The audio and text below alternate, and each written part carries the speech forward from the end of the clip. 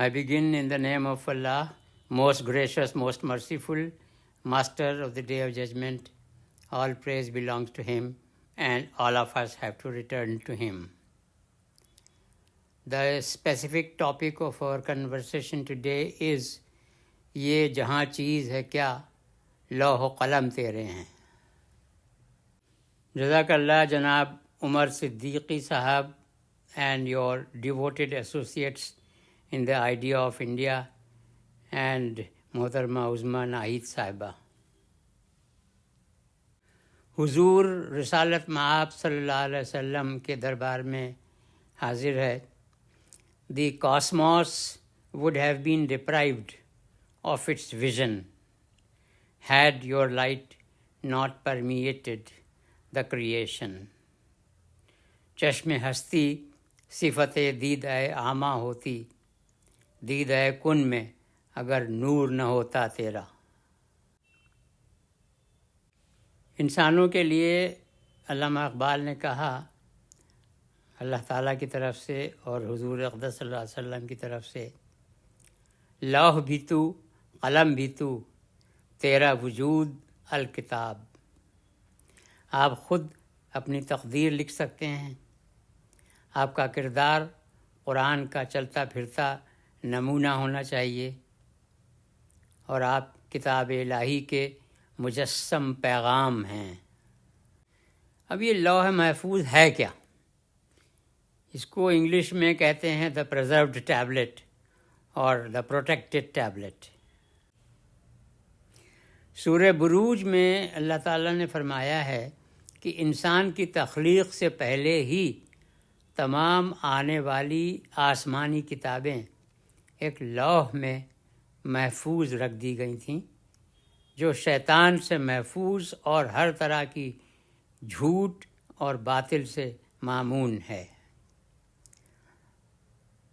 Since before the creation of humanity, all the upcoming scriptures were kept safely together in a preserved tablet, guarded from every accursed devil and secure from any falsehood. इंसानियत की शुरुआत से कबल अल्लाह ने कलम पैदा कर दिया था. अल्लाह ने कलम को हुक्म दिया और इस तरह आइंदा नाजिल होने वाली सभी आसमानी किताबें और सहीफ़े लौह महफूज में तहरीर कर दिए गए थे. So friends, God created the pen and asked the pen to write at Lawh Mahfuz, including the Quran. So Lawh Mahfuz, that is the preserved tablet, is the Qudsul Aqdas, the sanctum sanctorum, that is the original source of all divine messages.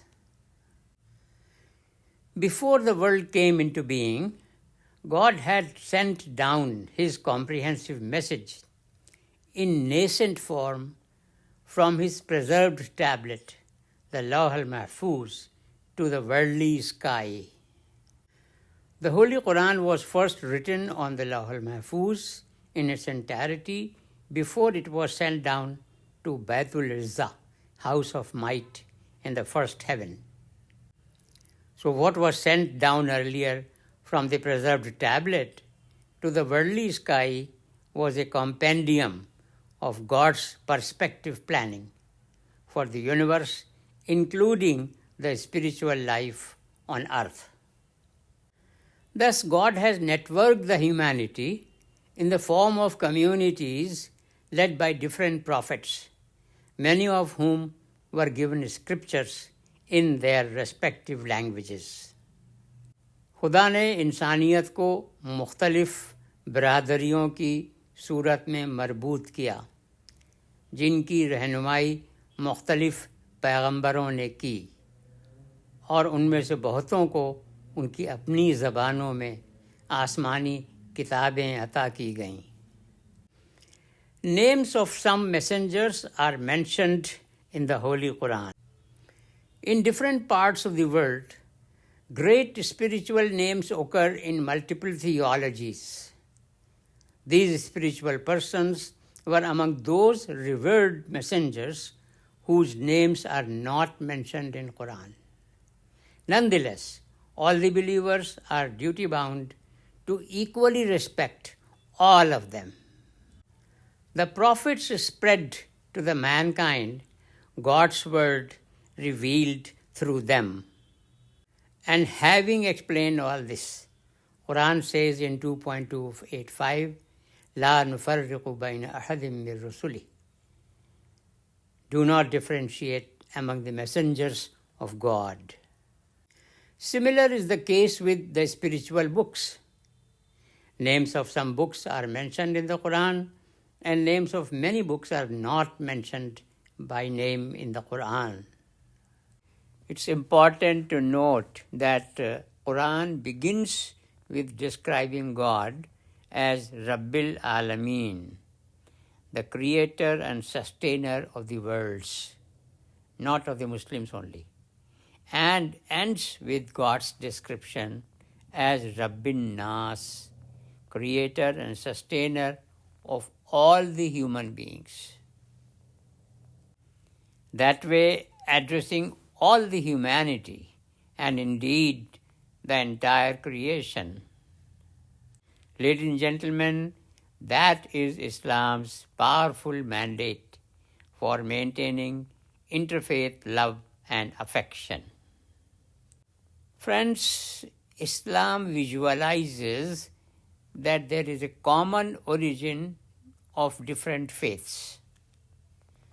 And this rationalistic view of religion attained the highest clarity in the minds of Averroes in the 12th century AD, who is known in Arabic and Urdu as Ibn Rushd.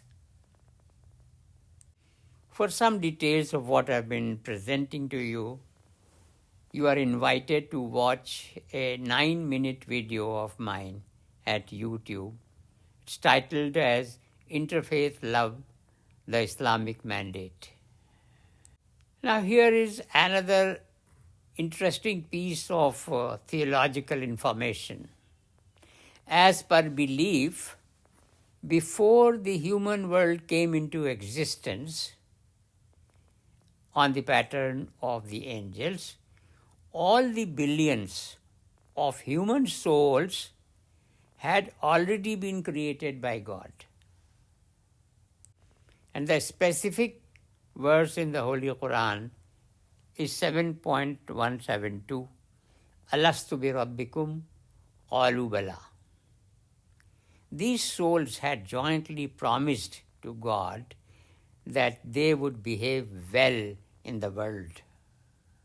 So against this backdrop, we need to understand that God evaluates as to, despite being apparently unlike each other in more than one ways, how do we respond to his message and to what extent we accommodate, love and help each other.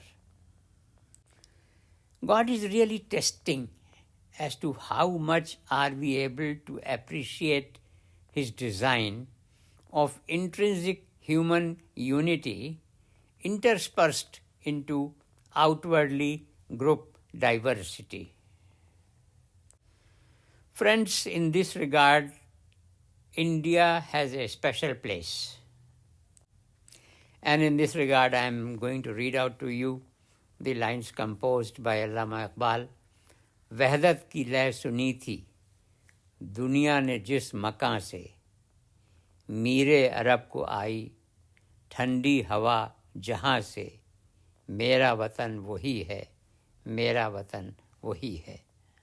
And you will be happy to know that the Constitution of India also provides in Article 51 that every citizen is bound by the fundamental duty to promote harmony and the spirit of common brotherhood amongst all the people of India, transcending religious diversities.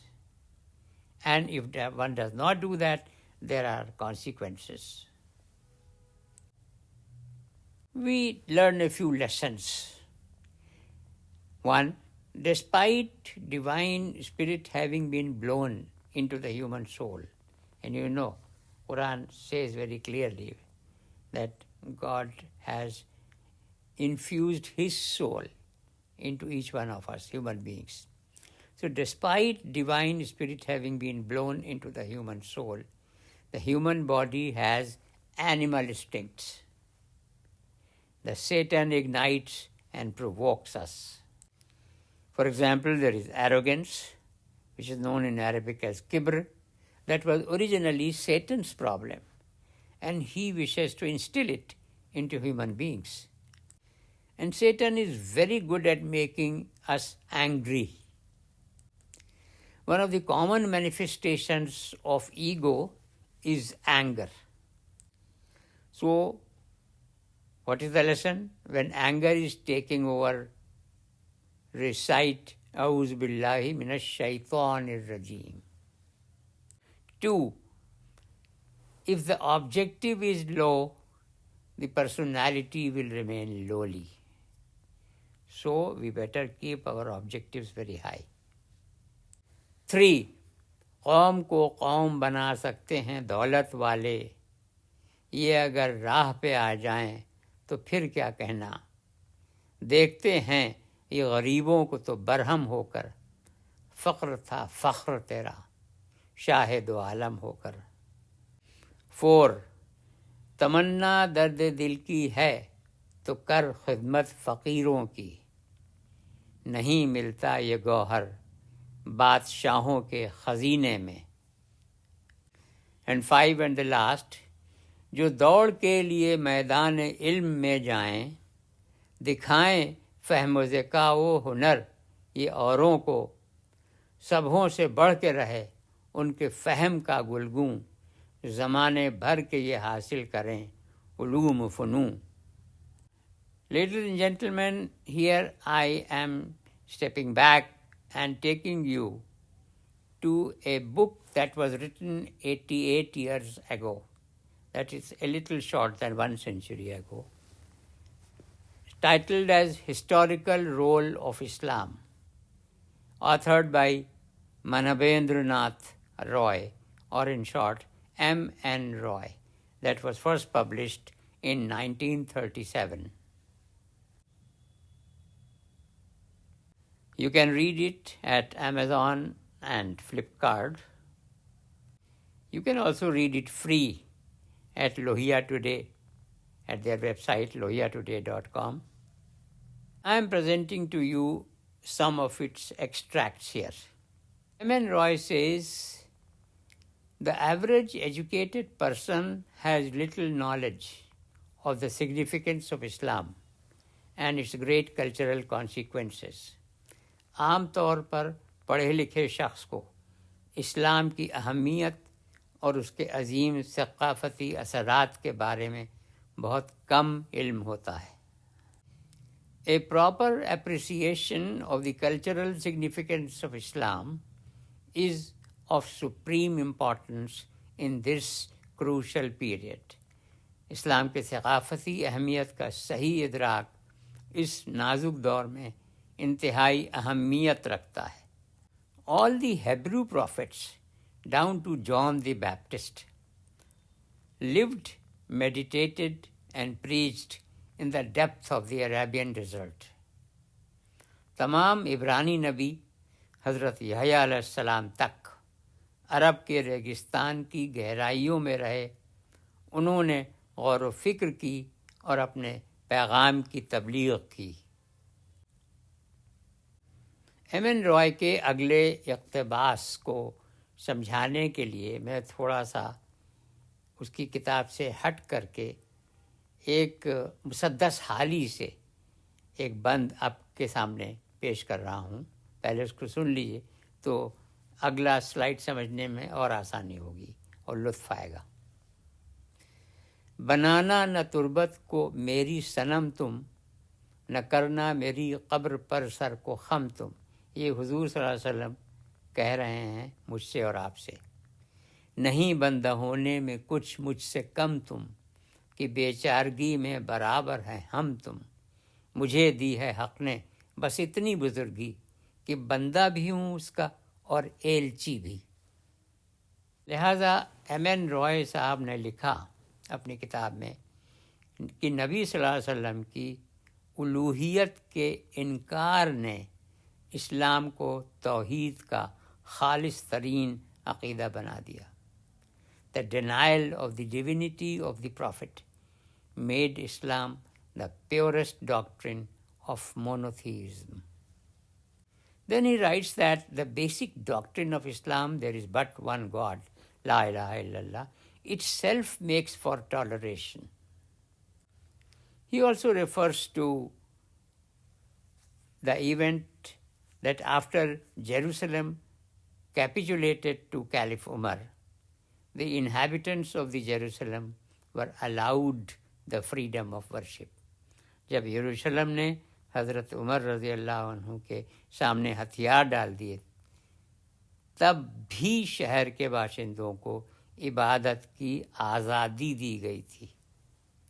Another important reminder is here, narrated by M.N. Roy in his book. The age of Arabian learning lasted about 500 years and coincided with the darkest period of European history. अरबी उलूम का दौर तकरीबन 500 साल तक जारी रहा और ये ज़माना यूरोपी तारीख़ के तारीख तरीन दौर के साथ हम असर था. Overlap. For centuries, from 632 to 1258, during the first four caliphs, Umayyads, Abbasids, Mamluks, and Ottoman Empire. For centuries, the Saracen Empire offered hospitable asylum to the persecuted Jews as well as to the Christian sects of Nestorians, Jacobites, Utilitians, and Paulicians. सदियों तक अरब इस्लामी सल्तनत ने मजलूम यहूदियों के साथ साथ ईसाइयों के मुख्तलिफ फ़िरक़ों को भी पुरखुलूस और महफूज पनाह फराहम की. Then M.N. रॉय साहब फरमाते हैं, इस्लाम एक पायदार तारीख़ी हकीकत है जिसने नौ इंसान की सक़ाफ़ती तारीख़ में एक दरख्शां बाब का आगाज़ किया. Islam is an abiding historical phenomenon which ushered in a brilliant chapter of the cultural annals of mankind. Islam opened up an era of economic prosperity and spiritual progress, giving rise to a new social order with new ideals. इस्लाम ने इक़्तिसादी खुशहाली और रूहानी तरक्की के एक ऐसे दौर का आगाज़ किया जिसने नए मिसाली तसव्वुरात के साथ एक नए समाजी निज़ाम को जन्म दिया. Now here is the conclusion. No amount of coercion could force a whole nation to abandon its traditional faith and accept that of the conqueror with such surprising alacrity as did the Persians over the vast territory from the Tigris to the Oxus. कोई भी ज़बरदस्ती किसी पूरी कौम को उसके रिवायती मज़हब से हटाकर फ़ातिह के दीन को उस गैर मामूली सरअत के साथ कबूल करने पर मजबूर नहीं कर सकती थी, जैसा कि अहले फ़ारस ने दजला से लेकर दरियाए ऑक्सस तक के वसी खित्ते में किया. Then Mr. M.N. Roy goes on to record the 18th century English historian and member of parliament in his famous book, The History of the Decline and Fall of the Roman Empire, Edward Gibbon conclusively proves that to his non-Muslim subjects, Muhammad sallallahu alaihi wasallam readily granted security of their persons, freedom of their trade, property of their goods, and toleration of their worship. There are a few figures in history more romantic, more devout, more sincere, and more modest than the first commander of the faithful, Abu Bakr. तारीख़ में चंद ही शख्सियतें ऐसी रोमानवी, ऐसी इबादत गुजार, ऐसी मुखलिस और ऐसी बाहया हैं जैसे कि पहले अमीरुल मोमिनीन हज़रत अबू बकर सिद्दीक़ रज़ी अल्लाहु अन्हु. M.N. Roy writes, the laws of Quran revolutionized social relations, and these ushered in an era of cosmopolitanism. Quran के अहकाम ने माशरती ताल्लुक़ात में इनक़लाब बर्पा कर दिया. उसके नतीजे में कायनातियत के आलमी नज़रिए का एक नया दौर शुरू हुआ. Another very important recording. Mr. M.N. Roy says, during the 8th to the 11th centuries, practically the entire trade between India and China on the one hand and with Europe on the other was done by the Arabs. 8वीं से 11वीं सदी तक हिंद और चीन के साथ और यूरोप के साथ तमाम तजारत अरब ही करते थे. The phenomenal success of Islam was primarily due to its ability to lead the masses out of the situation created by the decay of antique civilizations. इस्लाम के गैरमामूली कामयाबी की बुनियादी वजह ये थी कि उसके पास क़दीम तहज़ीबों के ज़वाल से पैदा होने वाली सूरत हाल में अवाम को रास्ता दिखाने की सलाहियत थी.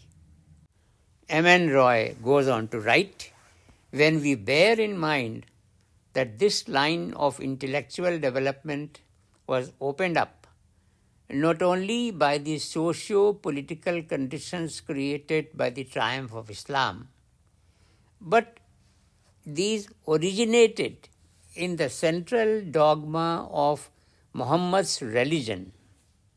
Neither the curiosities of the Quran nor the so-called primitiveness of the Islamic faith should permit us to underestimate the historical role of Islam.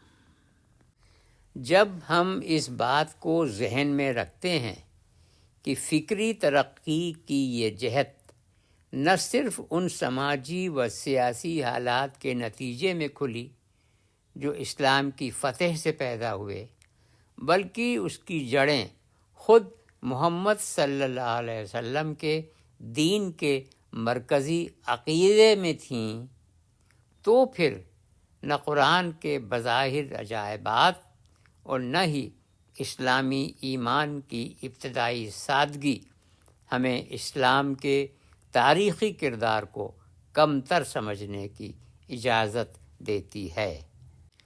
It was through the Arabian philosophers and scientists that the rich patrimony of Greek learning reached the fathers of modern rationalism and the pioneers of scientific research.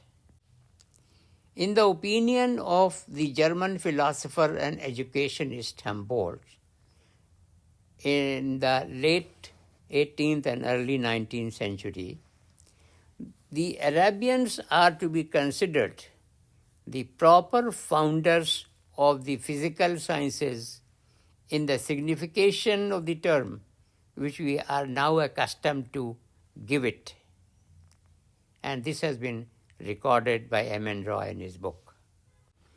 Under the enlightened reign of the Abbasides, the Fatimites, and the Umayyads rulers, learning and culture prospered respectively in Asia, North Africa, and Spain. From Samarkand and Bukhara to Fez and Cordova, numerous scholars studied and taught astronomy, mathematics, physics, chemistry, medicine, and music. The fame of the great Averroes has been immortalized as that of the man who made the forerunners of modern civilization acquainted with the genius of Aristotle, thereby giving an inestimable impetus to the struggle of the European humanity to liberate itself from the paralyzing influence of theological bigotry and sterile scholasticism. इब्न रुश्द की शोहरत इस हैसियत से हमेशा के लिए अमर हो गई है कि उन्होंने जदीद तहज़ीब के पेशरवों को अरस्तू के ज़हानत अंगेज़ अफ़कार से रूशनास कराया और इस तरह यूरोप की उस जद्दोजहद को बेमिसाल तहरीक दी जिसका मकसद मजहबी तंग नज़री और बांझ इल्म कलाम के मफलूज कुन असरात से आज़ादी हासिल करना था. As per Roger Bacon, nature was interpreted by Aristotle and Aristotle was interpreted by Averroes. Roger Bacon के मुताबिक अरस्तू ने फितरत समझाई और अरस्तू की बात इब्न रुश्द ने समझाई. The caliphs not only took the exiled Greek scholars under their protection, they dispatched competent men to different parts of the Roman Empire with the instruction and the means to collect all the available works of the sages of ancient Greece. The precious works of Aristotle and many of his ilk and other scientists were translated into the Arabian language, and the caliphs gave every encouragement to the propagation of those teachings throughout the Muslim world. So that was a long digression, and I wanted to impress upon you, ladies and gentlemen, the significance of very closely reading the book written by M.N. Roy and also encouraging the next generation to read and internalize what is written in the book. And now let's go back when I was referring to the Quranic verse 2.285, La nufarriqu bayna ahadim min rusuli. Do not differentiate among the messengers. Friends, this is equally reflected in the philosophy of many other spiritual books, like the Holy Vedas say, Ekam Sat Viprah Bahuda, meaning thereby there is only one truth and wise men tell it differently. Guru Nanak also is on record to have said that as long as we are in this world, we must listen to others as well as express ourselves to others. Pope Francis noted the three-letter root of the word Rahm, R-H-M, Re, He, Mim, and very interestingly, he talked about the twin meanings of this word. One is the womb, mother's womb, from where the creation begins, and also it means mercy. And both of these gel with each other very well and do constitute the basic message of Islam and all other faiths. Friends, many other spiritually enlightened personalities of the world have also been similarly spreading high value. So, ladies and gentlemen, let us rededicate ourselves to the spirit of mutual accommodation. Let us seek mutual help and friendship and stand firm in constancy and patient perseverance. So, friends, let the believers of all faiths emphasize justice, reconciliation, harmony, and peace in the same order. Justice, reconciliation, harmony, and peace. Let us jointly appeal to the followers of all religions and faiths to work together for strengthening tolerance and mutual respect, thus enhancing human dignity and joining the chorus in praise of God. And before I conclude, I am reminded of Kunwar Mahendra Singh Bedi, his two-line, इश्क हो जाए किसी से कोई चारा तो नहीं, सिर्फ मुस्लिम का मोहम्मद पे इजारा तो नहीं. Let's light our candles together. Wa akhiru da'wana alhamdulillahi rabbil alamin. Wassalatu wassalamu ala sayyidil mursaleen. Alhamdulillahi rabbil alamin.